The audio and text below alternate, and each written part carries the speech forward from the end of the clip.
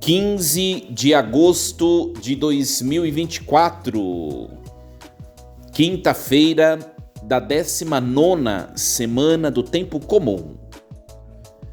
Em nome do Pai, do Filho e do Espírito Santo. Amém. Meus queridos filhos e filhas, muito bom dia, vos saúdo com a paz de nosso Senhor Jesus Cristo. Hoje, dia 15 de agosto, nos demais países, em todo o mundo, a igreja celebra a solenidade da Assunção de Nossa Senhora. Como aqui no Brasil não é feriado e é um dia de preceito, dia da Assunção, no Brasil nós temos a permissão da Santa Sé para celebrarmos no domingo seguinte. Então, a solenidade que era para ser celebrada hoje, da Assunção, Nossa Senhora que é levada ao céu, vai passar para o próximo domingo. É por isso que nós celebramos a quinta-feira da 19ª semana do Tempo Comum aqui no Brasil. Algumas dioceses estão em festas. Aliás, sempre quando cai um dia chamado dia mariano, dia 2 de fevereiro, dia 8 de setembro, dia 15 de agosto, são dias marianos, de festas marianas, sempre acontece de ter dioceses em todo o país que celebram a festa da sua padroeira. E hoje, dia 15 de agosto, é o dia de Nossa Senhora do Desterro. Nossa Senhora do Desterro, ela é padroeira da cidade de Jundiaí, então em Jundiaí eles estão em feriado hoje, mas ela também é padroeira da diocese de Jundiaí, que compreende os 11 municípios. Então a diocese de Jundiaí, constituída pelos 11 municípios, está em festa. Então lá em Jundiaí se celebra Nossa Senhora do Desterro em grau de solenidade, e nas outras cidades da diocese, que também estão em festa, se celebra Nossa Senhora do Desterro em grau de festa litúrgica, né? Mas para nós seguirmos a liturgia em comunhão com a Igreja do Brasil, eu preferi refletir os textos, aliás, o texto que é corrente desta quinta-feira da 19ª semana do Tempo Comum. E é isso que nós vamos fazer. Então nós vamos refletir nesta manhã a leitura da profecia de Ezequiel, o capítulo 12, versículos do 1 ao 12. A palavra do Senhor foi-me dirigida nestes termos: Filho do homem, estás morando no meio de um povo rebelde. Eles têm olhos para ver e não veem, ouvidos para ouvir e não ouvem, pois são um povo rebelde. Quanto a ti, filho do homem, prepara para ti uma bagagem de exilado em pleno dia à vista deles. Emigrarás do lugar onde estás à vista deles para outro lugar. Talvez percebam que são um povo rebelde. Deverás tirar a bagagem em pleno dia à vista deles, como se fosse a bagagem de um exilado. Mas deverás sair à tarde à vista deles, como quem vai para o exílio. À vista deles, deverás cavar para ti um buraco no muro, pelo qual sairás. Deverás carregar a bagagem nas costas e retirá-la no escuro. Deverás cobrir a face para não ver o país, pois eu fiz de ti um sinal para a casa de Israel. Eu fiz assim como me foi ordenado, tirei a bagagem durante o dia, como se fosse a bagagem de exilado. À tarde abri com a mão um buraco no muro, saí ao escuro, carregando a bagagem às costas diante deles. De manhã a palavra do Senhor foi-me dirigida nesses termos: Filho do homem, não te perguntaram os da casa de Israel, essa gente rebelde, o que estavas fazendo? Eu disse-lhes: assim fala o Senhor Deus. Este oráculo refere-se ao príncipe de Jerusalém e a toda a casa de Israel que está na cidade. Dize: eu sou um sinal para vós, assim como eu fiz, assim será feito com eles. Irão cativos para o exílio. O príncipe que está no meio deles levará a bagagem às costas e sairá ao escuro. Farão no muro um buraco para sair por ele. O príncipe cobrirá o rosto para não ver com seus olhos o país. Palavra do Senhor. Graças a Deus. Meus queridos, Ezequiel recebe hoje do Senhor a ordem de manifestar através de uma espécie de cena teatral. Então Ezequiel vai fazer uma cena teatral para mostrar a dureza de ouvidos do povo, que é incapaz de abandonar de se abandonar à vontade de Deus. O profeta sabe isso desde o do dia do seu chamamento, do seu chamado vocacional, né? Deus disse a ele no capítulo 3, o texto de Ezequiel: se não me ouviram, também não irão te escutar. Não te querem escutar, porque não querem escutar a mim. Deus disse a Ezequiel. Mas mesmo assim Deus não desiste de dizer, entendeu? Mediante esse gesto simbólico de sair com a mala nas costas, que nós ouvimos um texto, por meio dessa cena teatral, Ezequiel está dizendo que vocês vão ser exilados, vocês vão sair da mesma maneira dessa terra que é a terra de vocês, e vocês vão ser levados para o exílio. Ezequiel profetiza a iminente queda de Jerusalém e a deportação do rei Sedecias para a Babilônia. Então, é esse o fato histórico, tá? Para a gente entender um pouquinho. Eu sempre dou uma retomada para que a gente fixe na cabeça, a história do povo de Israel. Nós estamos no século VI a.C., o contexto no reino de Judá, o reino do sul. O reino de Judá foi infiel a Deus, vários profetas foram chamados, não adiantou nada, ninguém ouviu a Deus, ninguém voltou para Deus. Aconteceu o pior. O império da Babilônia, que era mais forte do que Israel, entrou em Jerusalém, entrou no palácio real, levou o rei, a família real, a corte e os sacerdotes, todos eles para serem escravos na terra do Império Babilônico.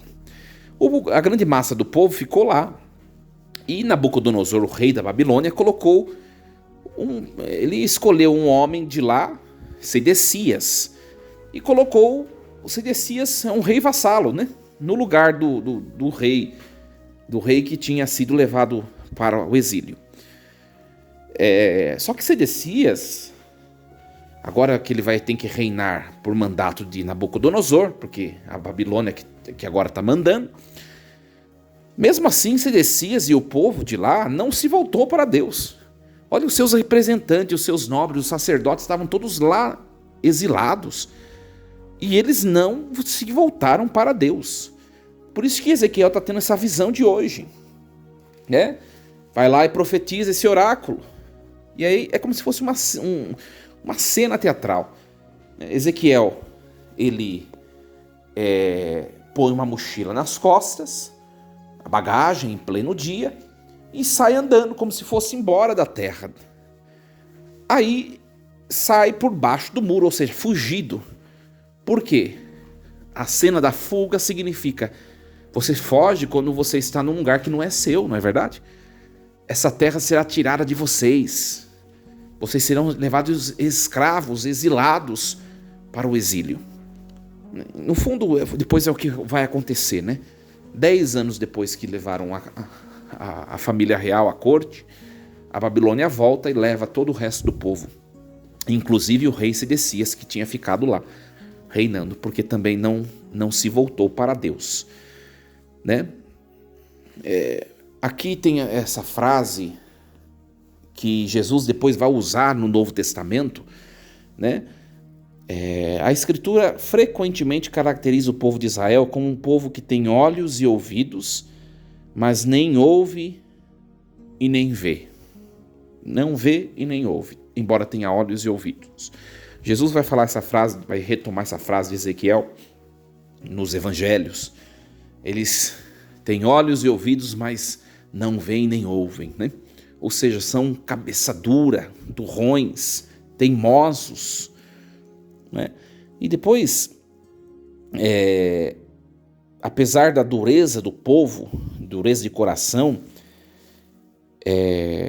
Deus ele não cessa de se interessar pelos seus filhos. Olha só, Deus mesmo Ezequiel sendo levado ao exilado, continua a profetizar, né? Povo de Deus, volte para Deus, senão vocês vão ter mais consequências. Rei Sedecias, você já viu o que aconteceu com a família real? Você já viu o que aconteceu? Volta para Deus, né? Mesmo que às escondidas, mas diz ao povo que o povo precisa fazer penitência. Voltar para Deus não adiantou, né? Não adiantou falar. Não adiantou. E a gente vê isso nos outros profetas, em Jeremias. A gente acompanhou na outra semana o profeta Jeremias. Quando o pessoal lá de Judá tomar conhecimento de todas as desgraças que vai acontecer se eles não se converterem, vai ser tarde demais, né? Vai ser tarde demais. Então, nós vamos perceber que o povo que tinha ficado lá em terra de Judá vai experimentar o exílio igual os nobres. E todos eles, depois Deus vai se compadecer, vão ter a oportunidade de regressar para sua casa. Mas eles vão ter de experimentar o sofrimento no exílio. Minha gente, quantas vezes, para a gente refletir, né, essa figura de Ezequiel com a mochila, com a mala nas costas, saindo da sua terra, é a demonstração do que vai acontecer se o povo não obedecer a Deus. Quantas vezes Deus... Isso a gente pode refletir na nossa vida familiar. Quantas vezes Deus, ele, por meio de sinais concretos, ele fala conosco, ele mostra, não está legal, vamos fazer diferente. E a gente insiste naquelas coisas. E depois lá no fundo, lá no fim, né?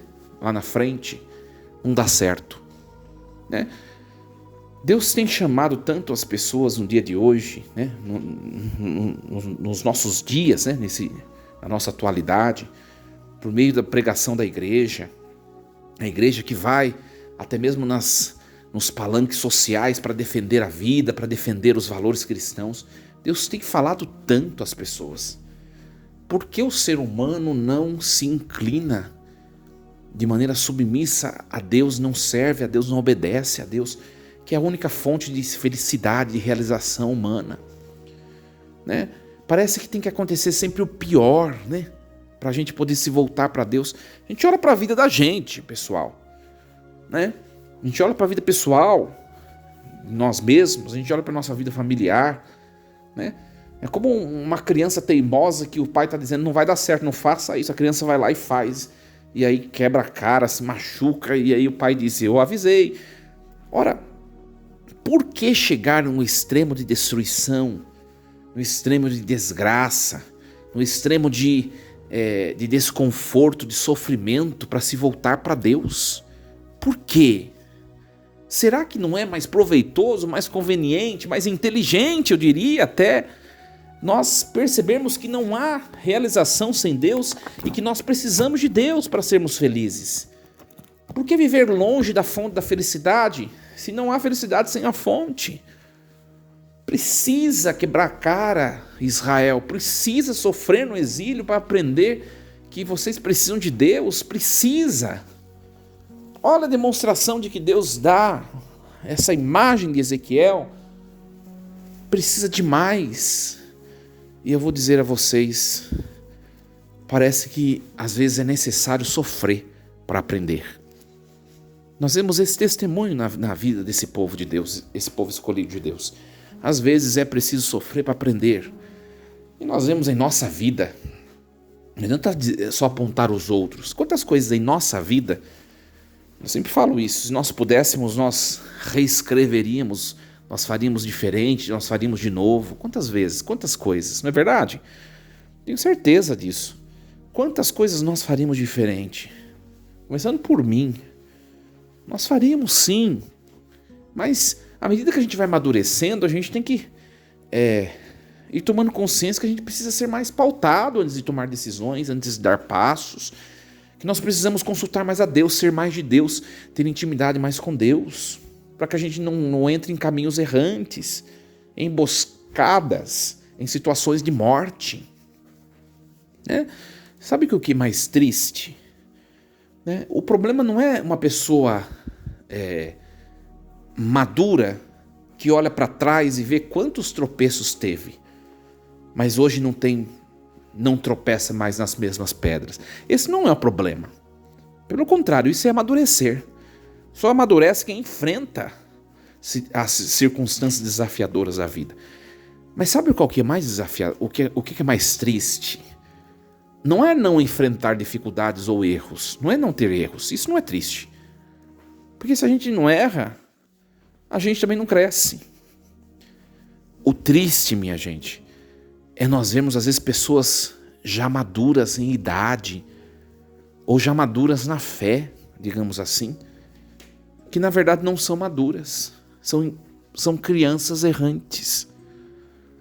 Pessoas de idade avançada que ainda não aprenderam com os erros e continuam a cometer os mesmos erros, não se voltam para Deus. Quanta gente declinando na idade que está longe de Jesus. Eu conheço gente assim. Você também deve conhecer. Quanta gente que já foi de Jesus e no entardecer, no calar da sua vida, em vez de se voltar mais para Ele, está longe, está distante, está em caminhos errantes. Isso é triste. Agora eu digo a você, se você na sua vida já errou muito, se você na sua vida fez coisas que hoje você faria diferente, vai lá e faça. Não deixe o passado destruir o seu presente e o seu futuro. Vai lá e faça diferente. Isso é salutar, isso é bom. Isso é bom. Vida que segue, como diz o ditado. Bola pra frente. Agora, você hoje viver pior do que o seu ontem, aí é triste. Isso é pra gente refletir, né? Refletir se nós estamos amadurecendo humanamente nos nossos afetos, nós estamos amadurecendo na nossa vida profissional, nas nossas finanças. Tem gente, por exemplo, minha gente, que não sabe administrar seu dinheiro, já tem 60 anos de idade, 70, sei lá, 80, ou até mesmo 40 anos de idade, 50, e ainda não sabe administrar seus bens, gasta mais do que tem, entra em rascadas, né, em jogos, em vícios, e gasta dinheiro à toa. Tem gente que não cuida da saúde, né? Tem 50 anos de idade e vive como se tivesse 18. Você não tem mais 18, meu camarada. Madureça, cresça, assuma o que você é hoje e cresça, amadureça. Deixa Deus entrar na sua vida, na sua história, para você fazer uma história diferente a partir de hoje. Pare de insistir em algo que você não é mais, que já ficou para trás. Coisas que já ficaram no passado e você fica trazendo para frente, pro presente. Pare de se centrar em coisas que não pertencem a você. E você gasta tanta energia naquilo que não é seu. Olha só, minha gente, tudo isso diz respeito a amadurecimento. Ao amadurecer humano. Que Deus nos ajude e que nós não cometamos os mesmos erros desse povo de cabeça dura, Israel, que vai ter de ir para o exílio para poder perceber que precisa de Deus. Não, nos lancemos nos braços de Deus, no nosso hoje, não deixemos para amanhã. Desejo uma quinta-feira cheia de Deus, Nossa Senhora do Desterro, interceda por nós, interceda por nossas famílias. Força e coragem, em nome do Pai, do Filho e do Espírito Santo. Amém. E lembremos-nos sempre, Deus está no comando de tudo.